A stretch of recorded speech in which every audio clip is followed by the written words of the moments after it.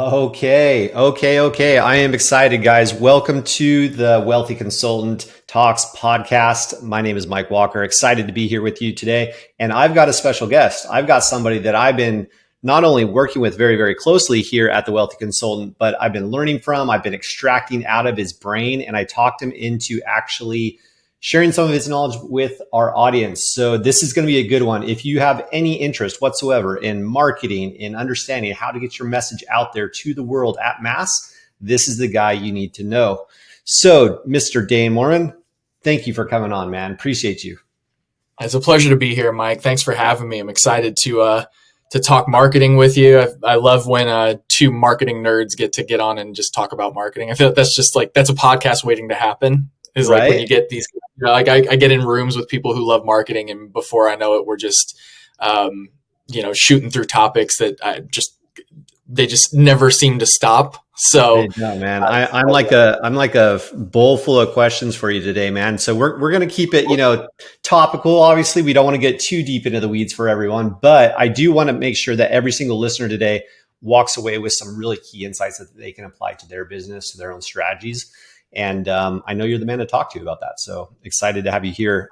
Before we get into all that, though, let's give them a little bit of an intro. What's your background? How did you come about being with the Wealthy Consultant? Just give us kind of the Reader's Digest version of yourself. Sure. So I came into marketing sort of a little bit backwards. I got my degree in journalism in 2010. And so had a bit of writing background, and it was right in I was in college studying journalism at a time when everything was really changing. Markets were changing. 2008 housing crisis happened while I was in school. And so I got up to about my senior year, and I remember one of the head of our department, actually, the communications department, basically sitting down all the journalism majors and being like, look, I'm sorry, but every newspaper is closing. There's not going to be a print journalism job for you when you get out of here, probably, most likely. So you really, really have to shift your focus into other things. So I'm going to really heavily encourage you guys to study video, to study graphic design, to study, web development and tech and some of that other stuff. And so they kind of pushed us. And before I knew it, I was like learning Dreamweaver, which was a thing at the time. I remember Dreamweaver. Flash animation. Yeah. I was learning all these things that now are oddly obsolete. But Either way, we were basically forced to do different things to widen our scope and expand into different disciplines. And so from there, I launched out into my career basically by going into public relations. So taking a little bit of that writing and tech and design knowledge and everything and applying it to working for larger organizations, helping them get ahead of potential pitfalls with messaging and stuff like that. Eventually moved into marketing for a brand, like a publishing imprint. So working in the publishing world. And then from there, worked for my alma mater, the college I graduated from. Oh, and this was like a weird full circle. It does happen that way sometimes, but it was a weird. I ended up being the assistant alumni director for my alma mater. Again, weird left turn. And that's where I really fell into marketing, because there was some aspects like broadcast email systems. We were using like Harris Connect, if you remember Harris Connect. This is going back a little bit, but that was our mass communication system. Wow. And then we were, so I was designing and sending these broadcast emails, writing, doing more copywriting, and through that was actually able to get my first job in actual marketing as a PM. I was a project manager for another university in Minnesota.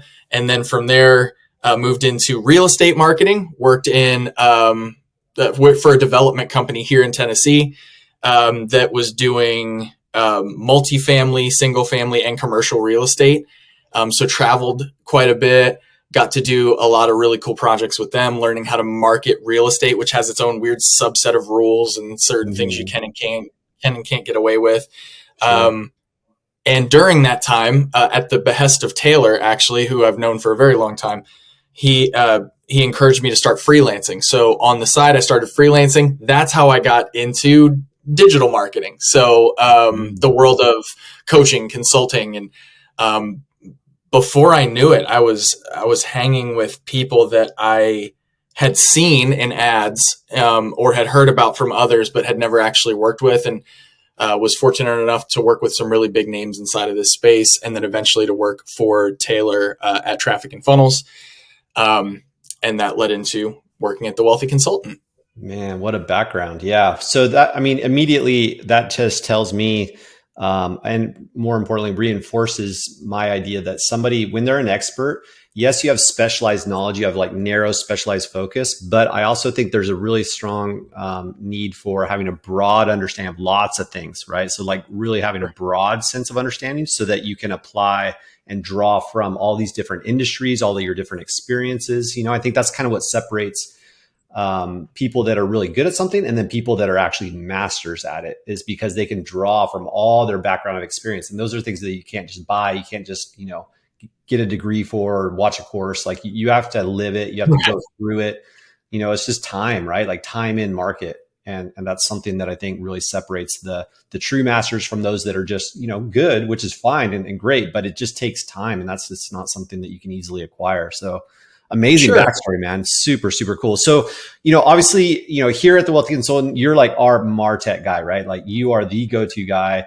I consider myself, relatively techie, and I try to like not bug you with questions or need support too much on some of these things. But every once in a while we hit something. I'm like, wow, this is a Dane question. That's what we call it in the Slack channels. This is the Dane question. So why don't we just, for our audience, why don't we just talk about what is MarTech? Like just make sure that we don't lose people on that term. And then we can kind of get into some more specifics. Yeah, so I really didn't know the term MarTech until I started working in this space specifically. And I was doing it for some of the clients that I was working for, but I never heard it called MarTech or marketing technologist until I started working at Traffic and Funnels. So basically the idea there is, and again, it owes back a little bit to my journalism background. So I remember one of my professors in school telling me like journalism, like a journalist is an informed generalist. Their job is to know a little bit about everything. And so that has served me pretty well, because in MarTech, as you're aware, there are a million ways to achieve the same goal inside of your business using tech. There's so many softwares out there. There's dozens of CRMs that people use. There are dozens of automation softwares that people use, broadcast email software, platforms to advertise on. There's always a million ways to achieve a goal. It's knowing how they all connect and how to make them all connect and do what you need them to do. That really is the job of the marketing technologist. So you need to really have a firm basic understanding of how all the tech relates to each other. All the pieces and parts of the ecosystem working together. And once you really understand that, then you start to get really good at pinpointing issues and then working quickly to fix them.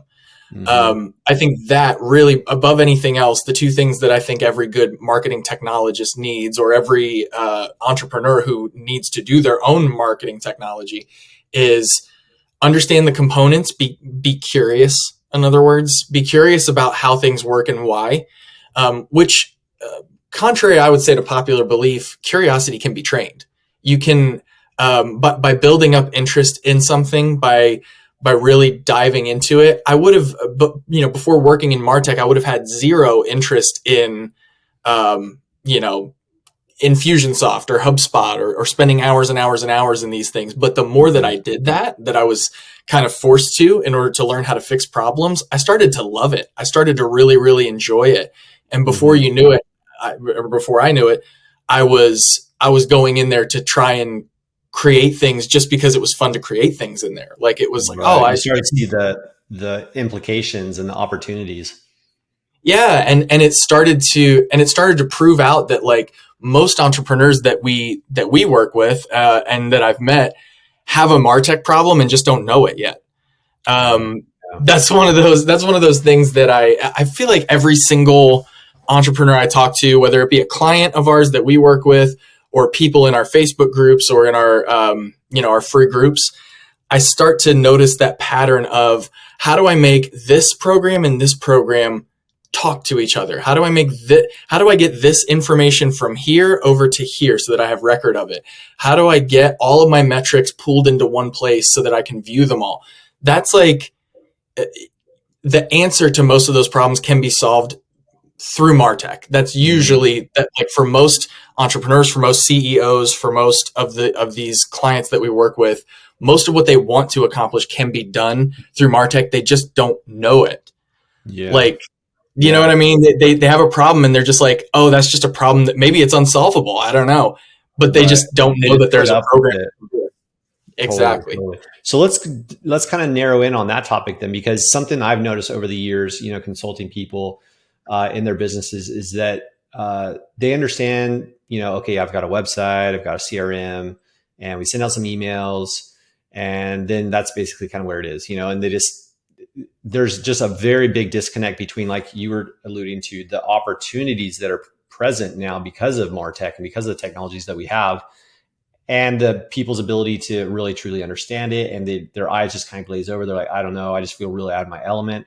And so for somebody that's, maybe they don't live and breathe the tech, right? But they know they need it. What's their best thing? Is it just to go and find a MarTech person, or do they have to like truly learn this themselves? I mean, how would you guide somebody that was kind of on the fence? Like, should I be the one investing all the time and effort into learning this stuff, or should I just go find somebody that can do it for me?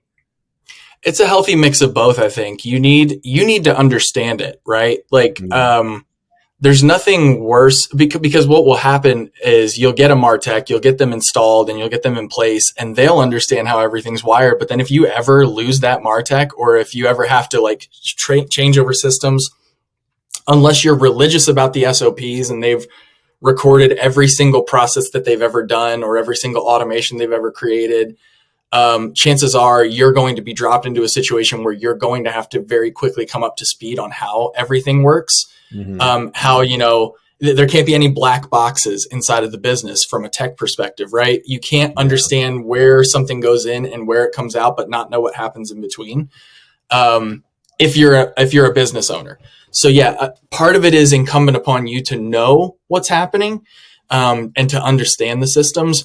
But I don't think you need to be a subject matter expert. That's where you want to pull in your MarTech. That's where you want, like when I'm dealing with Taylor's a perfect example of this. He understands the systems. He's actually pretty brilliant at Infusionsoft and like some systems that he came up on. He knows those systems really, really well. But beyond that, usually when he comes to me with a MarTech problem, he's like, okay, I need to get from point A to point B. And here's what I've thought of a couple of ways to do it, because he does understand, he understands the system. Or he'll ask me a question in a way where he's proving that he does understand. So he's saying, is it possible to make this do this so that this can happen? Right. And then as the MarTech now, I just have to go, yeah, of course that's possible. Here's what I would do. And then I run him through a process for it. But he does still need to understand how it works. If it's just, I think a dangerous thing is, like I said, when a CEO or an entrepreneur or a consultant, somebody who's trying to run a business, build a business, hires somebody to fix a problem within the business, but doesn't really understand the component parts of it. Yeah. So then that person goes ahead and fixes that problem. That owner doesn't need to become educated in anything. They didn't need to learn how it was fixed or understand why it was broken in the first place. And then that problem is just going to keep repeating itself after a while. It's a concentration risk. Yeah, 100%. Mm-hmm. So if you can at least understand the component parts and you can understand how all of these things fit together, then you're less dependent upon somebody who has all these MarTech skills to come in and always come in behind you and fix problems. But also you gain a little bit of knowledge and a new way of looking at problems, a new way of looking at things within your business, because there's always some kind of solution. You just haven't gotten there yet. You just haven't figured it out yet, right? So that I would say you should definitely understand and learn the component parts, but then also have a subject matter expert who you can refer to, whether that's a dev, whether that's a MarTech person, who can come in and make things like when you hit the limit of your capacity, that you can go to that person and say, okay, I need you to come in and show me where I'm off. What are we messing up here? And then trust that person to take it through for you. Yep. I love it. I love it. And that's something that, as you know, we've implemented for the modern day consultant clients that we have, right? Our top tier clients. We have actually brought in a developer to just do a lot of those done for you things. So it's like, as a caveat to that, though, I'm always very clear, like, look, this is a two-way street. This is a partnership, because yes, we can do some of the tech elements for you, but we can't be you. Like, you still need to understand what it is that you're trying to achieve. You need to obviously provide the messaging and all that. So it really is like, kind of playing tennis. They'll hit the ball over to us. We'll get some stuff done. We'll hit it back to them. They check it. They add their touches to it, whatnot. But it's a really cool thing to be able to, once you see the synergistic effect of taking your message and then, magnifying it through tech, I think it's just really, really cool. And obviously, it can be really powerful and profitable too. So on that point, what are just a couple common mistakes that you see people making, from your perspective as clients are coming into, the wealthy consultant businesses? Do you see any kind of common trends or things that people are falling into that you would, caution people on? Yeah. So, one of my really foundational beliefs about marketing is that, there's sort of two words that I always redefine for people. And that is marketing equals testing and failure equals data, right? Mm-hmm. So a lot of people don't understand that when you're doing marketing, you're testing a message to an audience to try and get a response out of them. And then if you fail, you've created data now for yourself. So in other words, when something fails from a marketing perspective, it didn't necessarily fail. It just proved out that there was a better way to get to the result, right? That there was whatever you tested or tried wasn't the perfect way to get the result. There's obviously got to be a better way. So now you just have to test the next thing. You have to market. You have to do marketing, right? Mm-hmm. So if you take it from that perspective, I think that's the thing is a lot of people test something out, it fails, and they crumble because it failed. Or they, you know what I mean? They lose momentum because like, oh, it failed. It should almost not, I mean, like Taylor and I talk about this a lot, but like it should almost excite you when something fails. When something doesn't go exactly to plan, but you get X, Y, Z out of it, you get some data that you wanted. That should be cause for you to celebrate because now you can get smarter and you can get better. So you cannot ascend without building the necessary steps. And the only way you build those necessary steps is by failing, and sometimes repeatedly and quickly. That's why, we've tried a bunch of things inside of the Wealthy Consultant. Some of them have worked really well. Some of them have failed miserably, just not even close. You know what I mean? Like they released, got no reception, got no reaction, did not much of anything, but we tested it and now we have the data in our back pocket. Yeah. So that's the one mistake is people stop testing or they lose momentum because they fail. And it's like, no, you should be excited. The second mistake is that they then don't learn the lesson, right?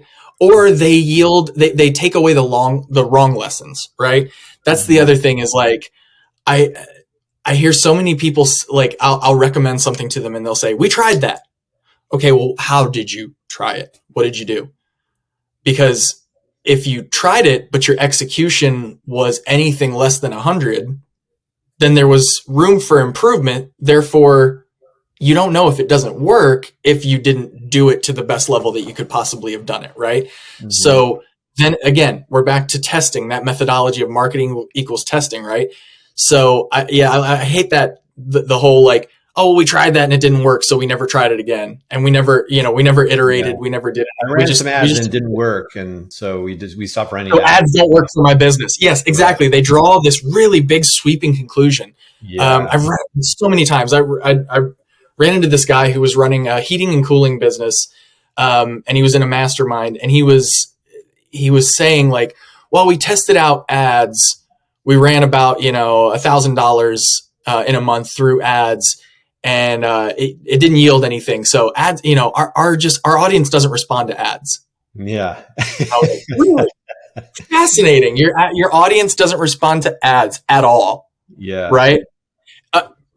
Walk me through it. What ads did you run? He has a special audience. They don't respond to ads. Yeah. He has the audience in the whole world that doesn't respond to ads at all.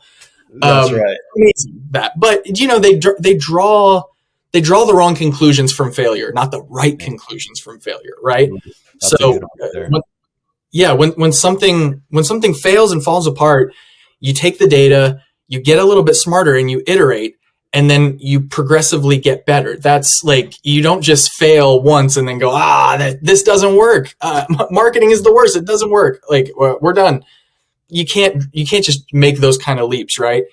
So those are two of the big ones. I think also one that I'm noticing a lot right now is just lukewarm being boring. So like I had a mentor in marketing. His number one rule was just don't be boring, right?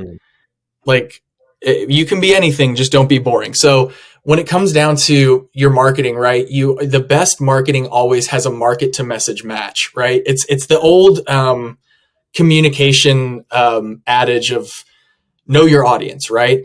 Know what resonates with them, know what they're paying attention to, whether that's a topical thing culturally that you can leverage to get their attention, or, be so in their back pocket that you know what resonates with them. Hey, if I say this, they're going to feel the emotional weight of that. Or if I say this, they're going to feel the pain associated with that. You take it to your pain pleasure scale, right? If it's heavy on pain, it'll resonate. If it's heavy on pleasure for the right audience, if it's a higher sophistication audience, it'll resonate. If it's right in the middle, I mean, you know what I mean? Like don't be in the middle. Yeah. Don't be in the middle. Don't be boring. Understand your ideal customer, what they're paying attention to. And then if you need to, another element of really good marketing usually is that it almost always has at least a piece of the contrarian to it. And I don't mean that you're just like going around starting flame wars for fun or anything like that. Although I do know some people that do that, and call it marketing. No, it's not that. It's just, it has an element of counter to the market. It has an element of like, you've been taught to do this, but I'm going to tell you to do this. The best ads, the best performing ads often are the ones that open with a contrarian line, like, you've seen this being done, but I'm telling you right now, this doesn't work. Like everyone's doing this. How does that not work? I have to keep reading, right? Like it's now, I got to know why you think it doesn't work. And it should almost rub people it scratches some itch that they can't get away from, right? Mm-hmm. I love one of my favorite Dan Kennedy quotes is, if you haven't pissed off someone by noon, you're probably not making money, right? Wow. If you're not like stopping them from whatever they're doing and breaking the cycle and going, hey, I bet you haven't thought about this. And they're like, oh, what? Why? Oh, because, and then you pay it off. Your marketing has to pay it off. So, I mean, you can't just use the big, like edgy headline to get people's attention, but it should always have that element of contrarian, that element of, you think this works, but here's why it doesn't work. Or you think this is the way to get what you want, but here's why. I'm going to tell you why it's really not the way to get what you want. If you can find that thing for your market, you stop being boring, right? Mm-hmm. That's the thing. I see so much just lukewarm, boring, typical run-of-the-mill marketing that's just like, hey, do you want to make money? Yeah, everybody wants to make money. Like that, you're not scratching an itch that I need scratched, right? Mm-hmm. Like there are a million ways to make money, especially if it's a high sophistication audience. They know that there's money out there to be had, and they just haven't found the right way to get it yet. So you just need to give them the way, give them the path. Yeah. So, I mean, you could really encapsulate that and just be like, I mean, we could almost name the training like "Don't be boring." Don't be boring. So like you've got to polarize the market. You got to create like that friction. I love that. That's super good. So as we wrapped in, what are the emerging trends that you see in the digital marketing MarTech space that you think our audience should be aware of? How can they prepare for the future of what's coming in the world of digital marketing, privacy? I mean, there's so many different elements here. We could wrap out forever, but like just some, ones that come to mind that could benefit people by listening in. Of course. So I think the one that's the hottest issue right now that I think if you're in tech, you're paying attention to it, or you should be paying attention to it. If you're in marketing in general, you should be paying attention to it, is of course AI. I think we're seeing the beginnings of rumblings in the market of accelerate. Right now, I think we're addicted to the idea of it as an accelerant, not a replacement, right? That's what, you use ChatGPT to help accelerate your results. You can now spit out 10 headlines to test with your ads rather than you having to sit down and write 10 headlines. You just say, here's one headline, here's one prompt, write me 10 versions of this to test. It's an accelerant, right? Like, we're starting to see the value of it as an accelerant.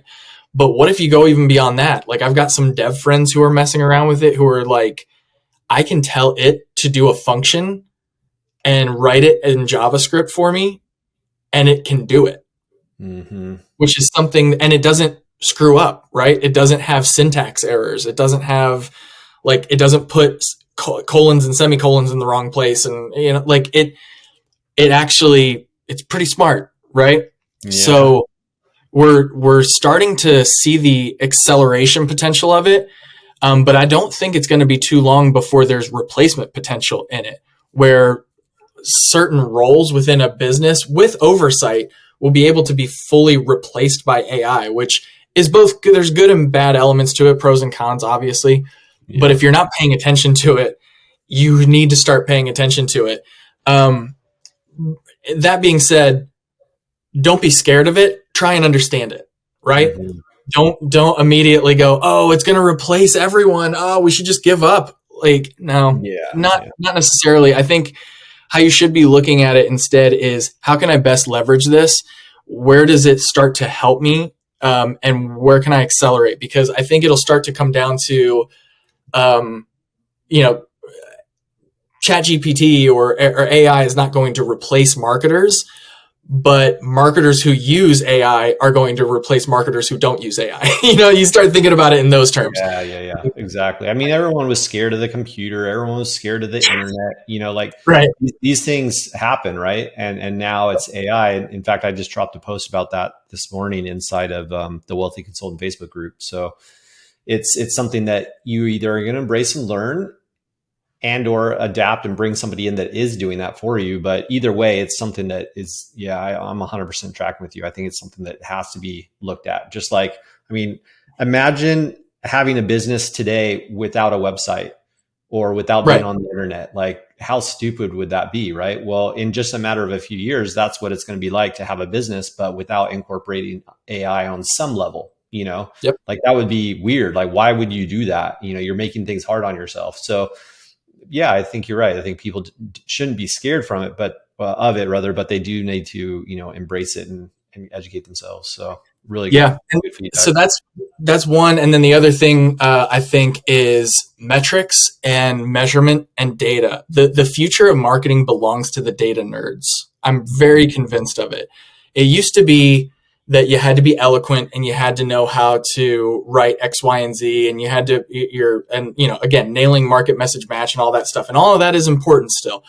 But because of how I, in my brain, redefine marketing as testing and failure as data, that speaks to, I think, the future of marketing being data driven. So if you're not measuring the metrics inside of your business, if you're not paying attention to your tracking, if you're not making sure, especially post iOS 14 and iOS 15, that your measurement and your data is actually clean and accurate, and you don't have a way of doing that, this is where you should be leaning into MarTech. This is where you should be leaning into guys who can show you the way to actually clean up what you're doing and get you attribution for what's working versus what's not working. So you can be a little bit smarter, because it's going to purely come down in some cases to you running tests, running tests, running tests, taking the data. And the person who can run tests faster and distill the data faster are going to beat everybody else. Yeah. If you can run something and test it and go, okay, the data says that we need to do more of this. Okay, we're doing more of this. Okay, now that's working. Now the data is saying we should do more of this. So we do more of that. It's always been true, but it's only accelerating now because marketing is getting more saturated. Everybody can do it. You now have to differentiate yourself by leveraging data, and your data has to be clean. And if your data is not clean, you're going to make some very stupid mistakes and end up paying the dumb taxes, as Keith Cunningham would call it, going back to Road Less Stupid. You're going to pay a lot of dumb tax if your data is messy, if your data is dirty, if you're not taking the time or paying somebody else to take the time to actually sit down, clean up your systems, say, hey, this data is coming from here, and here's how we know that it's accurate. This data is coming from here. Third-party tracking, cleaning up your internal tracking, not relying solely on things like ad platform tracking or pixel or browser side tracking, but leveraging server side tracking, all of that stuff. If you're not starting to do those things or working with a MarTech to start doing those things, I implore you, the future of marketing belongs to people who do truly care about good, clean data. It's going to be a big difference maker. Yeah. Good words. Good words. Well, awesome, man. Well, I think we've covered a pretty wide spectrum. And I know there's some actionable things here. So, guys, as we wrap up, as always, feel free to drop a comment. Let us know what you think of the episodes. We appreciate you listening in. We know that, we need to earn your attention, just like we were talking about here today in this episode. So we appreciate you being a part of this episode and the series at large with TWC Talks. Dane, so as we cut out, man, again, just thank you. I appreciate you both, for coming on today, obviously, but also on a broader scale, just being who you are inside of the Wealthy Consultant Company. Really enjoy working with you, man. So thank you for breaking away. I know you have a massive project we were talking about just before we jumped on. So I'm going to let you go on that. Guys, have a blessed day. Appreciate you listening in, and we'll see you on the next episode. Thanks, Dane. All right. See ya.